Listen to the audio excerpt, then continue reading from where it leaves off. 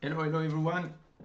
Quick video on objection handling, and this one is a fun one because I see it coming a lot on my Saturday call, and it's coming more from you guys than the prospect actually, because I think it's a mindset shift.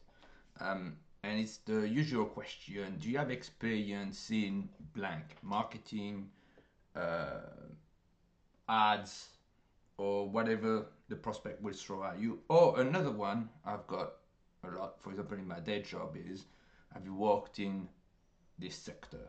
So, for example, me, I sell cybersecurity to banks in Europe, and most of the time they ask me if the product has been used by banks. I'm very lucky. It's a very good product for the financial sector. So um, I don't have this problem in my day job, but I have this problem in my first business when I was selling sales coaching to cybersecurity, early stage cybersecurity founder. And most of the time they will ask me, do you have experience in sales? And I will be very honest with them. I say, well, you probably be my first client or my second client. So coaching founder, it's a new venture for me, but I've been 20 years in sales. So I can, but um, the gift, the gist of this objection is usually you thinking if you're new in sales, you need to give them a brilliant answer where you've been working in this industry or in this sector and making millions and you're Superman basically. No. Um, Most of the time, this assumption of you is on the side of the prospect is maybe trying to test you. Because most of the time what happens is they get um, people who get very worried and are not prepared for this question and go, yeah, we've been working, and they're looking to validate themselves in front of their prospect.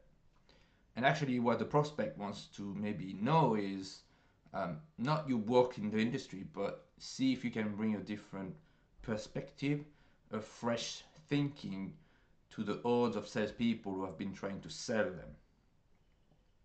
So most of the time, they're just tired of the usual answer. And what I do is I usually run the objection framework to them. Um, so I let them tell their objection, and from there I say, oh, before I start to answer your question, can I just make sure there's anything else stopping you to start the service? Is there anything else bothering you in your head? And most of the time they're gonna say, no, maybe the money, um, but or maybe the trust, because if they ask you if you have experience or have you worked in the sector, it's usually related to trust.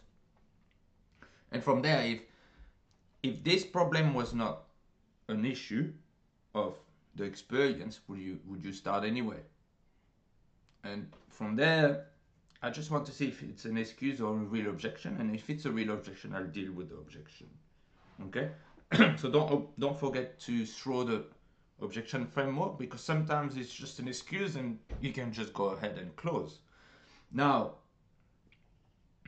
what I would do is, if it's a real objection, I will probably answer their question with a question. You see, this is a pattern as a salesperson. I'm not going to justify myself. I will try to clarify why is this a problem. And that's as well as part of the objection framework. Is I will ask them, can I just ask a question with a different tone, obviously, like a bit of a dumb tone, like confused tone.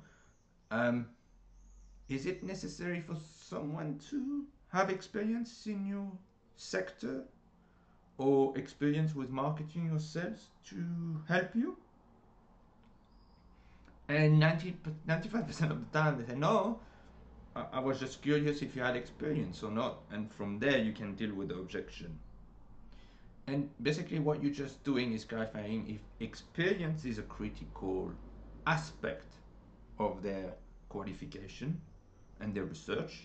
And from there, if you realize it's not, you can go and close with the bridge, the pitch again, and just tie them.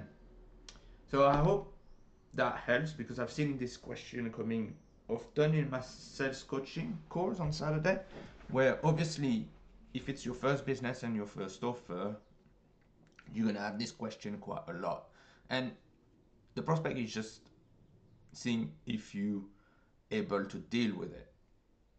That's it. If you have any question, let me know on Basecamp, and obviously join our call on Saturday to improve your sales skills and close more deals. See you. Bye bye.